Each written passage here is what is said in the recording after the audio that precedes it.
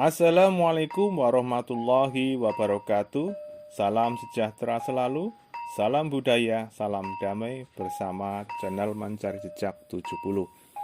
Kali ini kita akan menelusuri sebuah cerita sejarah kisah nyata yang terjadi pada tahun 1668 hingga 1670 di Tanah Jawa, khususnya di Kerajaan Mataram, di saat Prabu Amangkurat I berkuasa. Perseteruan antara Pangeran Adipati Anom Tejoningrat sebagai putra mahkota Mataram melawan ayahandanya Sang Prabu Amangkurat I yang mempermasalahkan harga diri antara ayah dan anak. Disinilah sebuah titik balik daripada Kerajaan Mataram menemui sebuah kehancuran. Untuk lebih tahu, lebih jelasnya, mari bersama-sama kita melihat, menelusur cerita ini dari awal. Salam Rahayu.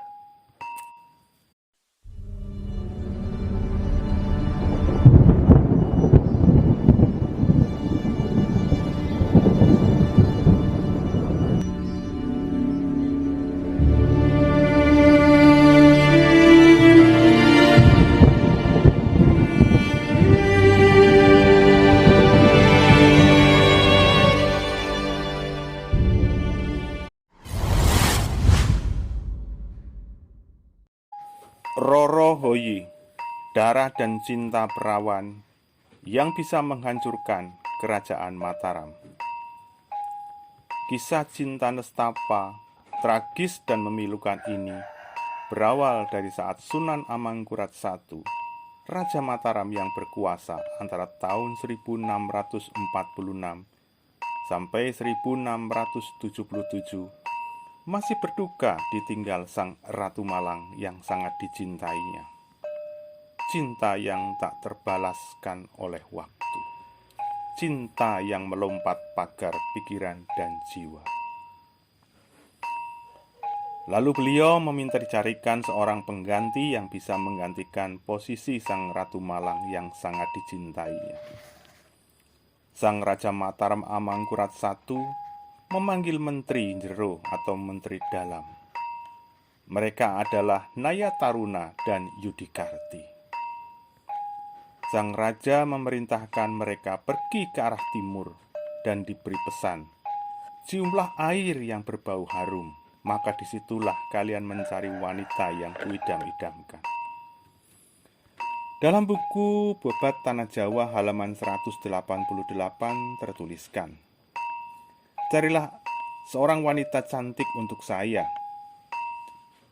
Akan kujadikan selir, tetapi ingatlah pesan saya, di mana negeri yang engkau datangi itu, ciumlah air sumber di sana.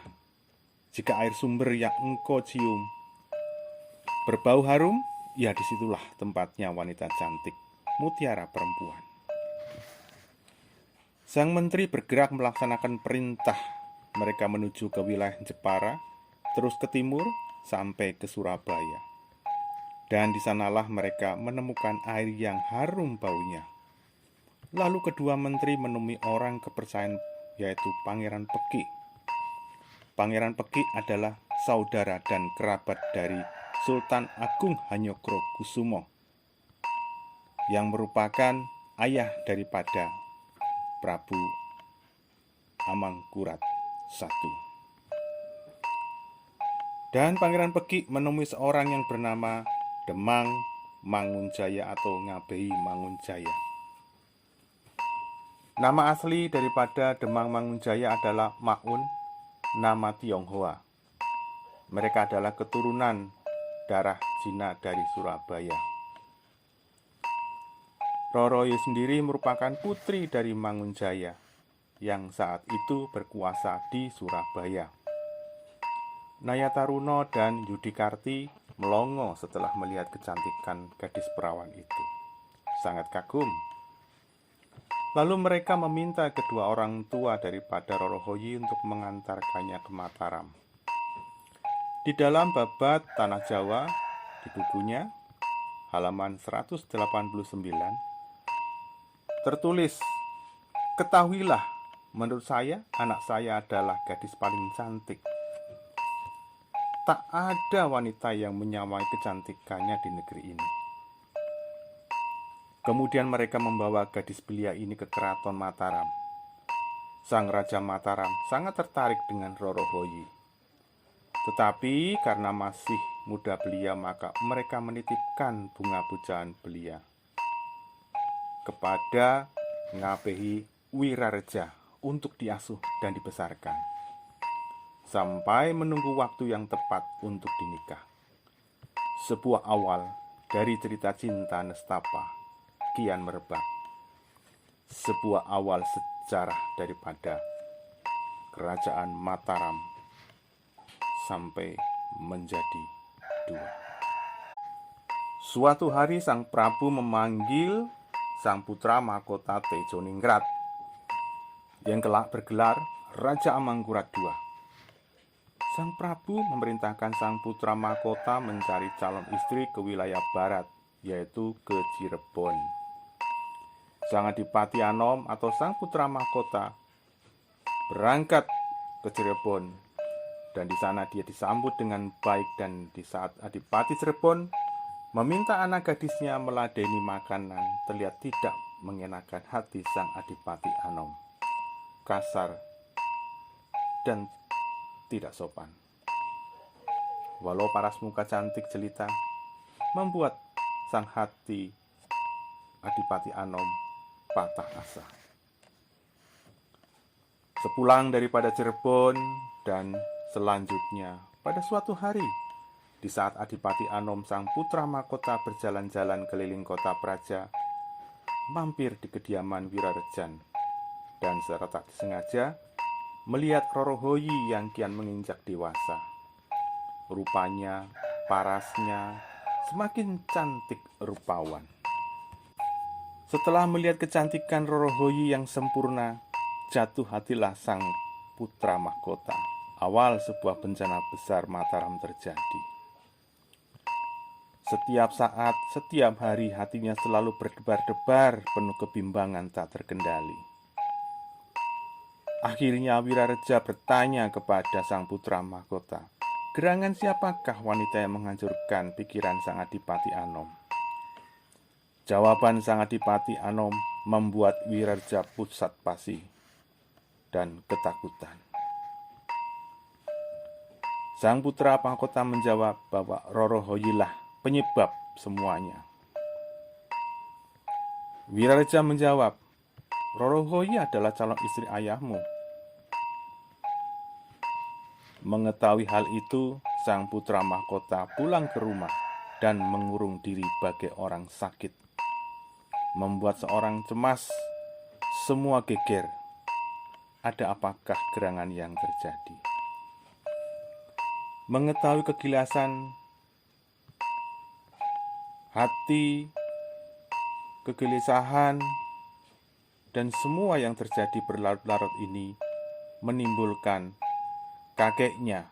Kalau menurut Babat Tanah Jawa, ada yang mengatakan Pangeran Peki, ada juga yang mengatakan Pangeran Purbaya yang merupakan kakek dari Adipati Anom. Tidak tega melihat penderitaan cucunya.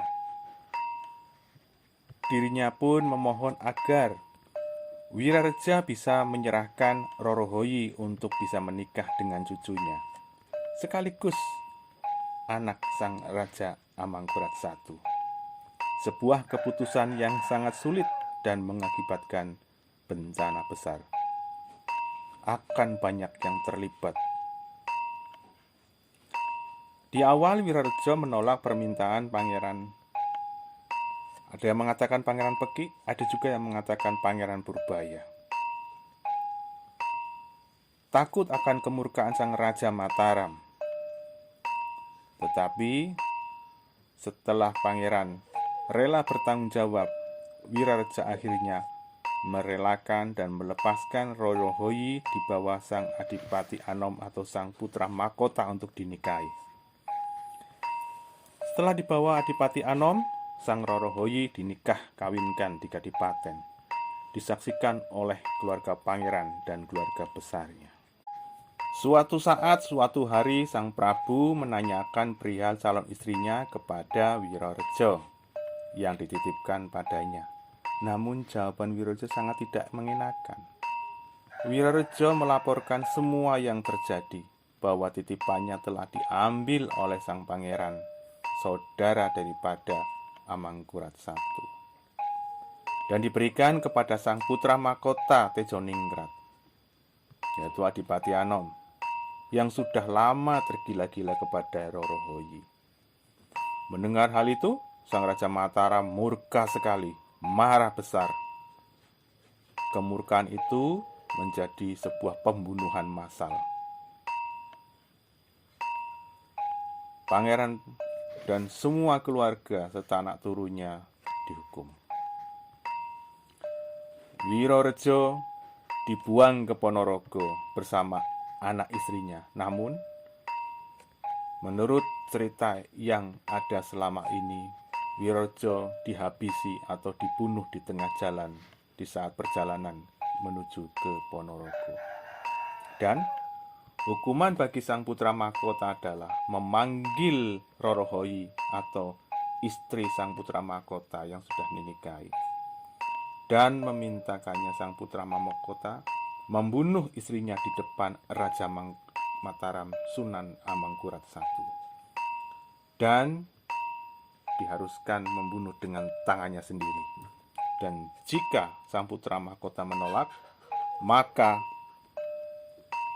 Adipati Anom tidak diakui lagi sebagai calon penerus tata Mataram dan gelar kebangsawanannya dicabut. Sang Pangeran Adipati Anom atau sang putra mahkota lalu memangku Rorohoyi dan menusuk dada istrinya sampai meninggal dunia. Rorohoyi tewas di tangan suaminya. Lalu Pangeran Adipati Anom diusir oleh sang Raja Mataram Gelipuro. Harta kekayaannya dijarah rayah. Rumah kadipaten dibakar habis oleh perintah sang Raja Amangkurat I. Ini sebuah cerita nyata dari sejarah Jawa yang mengawali Jawa pecah menjadi dua, dan selanjutnya Mataram pecah menjadi 4 bagian. Ada sebuah cerita yang membedakan antara satu sumber dengan sumber yang lainnya, bahwa setelah terjadi kasus pengambilan putra mahkota terhadap Rorohoyi dari tangan Wirorejo, yang mengambil adalah Pangeran Pekik. Namun di dalam sejarah yang tertulis bahwa Pangeran Pekik itu telah wafat di tahun 1659.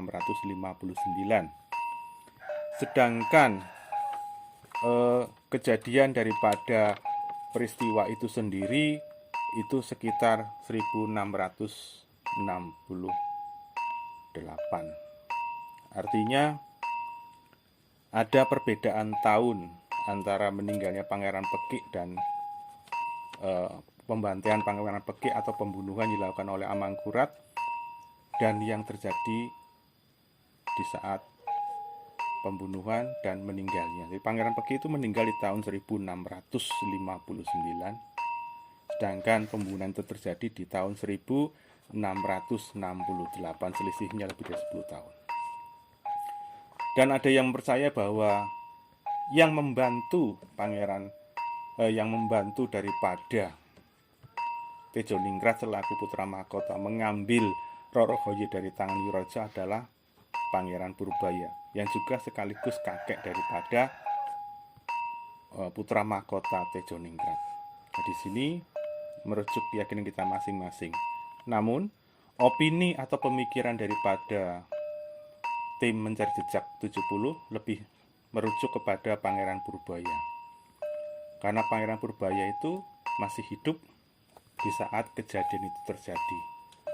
Namun pelaku-pelaku yang membantu daripada proses itu sendiri seperti Wirareja dan keluarga besarnya dibunuh semua atau dihukum mati oleh Amangkurat I di dalam perjalanan menuju ke pengasingan ke Ponorogo.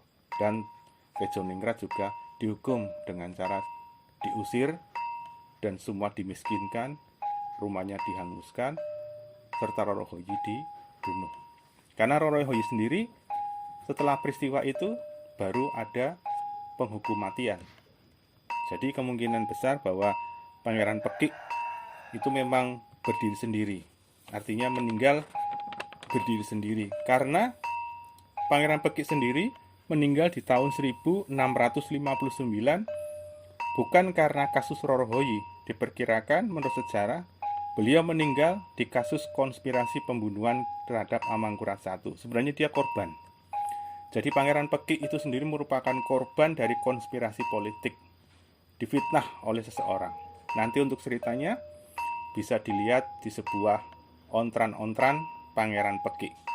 Jadi artinya nanti ada cerita lagi yang akan channel Menteri Jejak 70 kita upload, kita sharekan, yang berjudul Ontran-ontran Pangeran Pekik Surabaya. Untuk sementara di sini dulu cerita kita. Kita ketemu lagi di cerita yang lainnya di episode yang berbeda. Salam sejahtera selalu, salam bahagia, salam budaya. Wassalamualaikum warahmatullahi wabarakatuh. Jangan lupa subscribe dan like-nya agar kami semakin berkembang.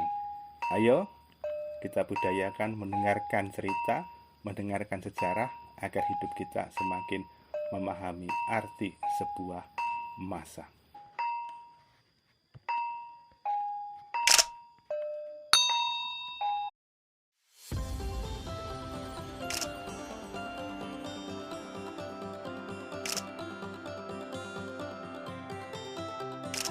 Jangan lupa subscribe dan like-nya ya, agar kami semakin berkembang dan bisa mendapatkan informasi-informasi yang lainnya.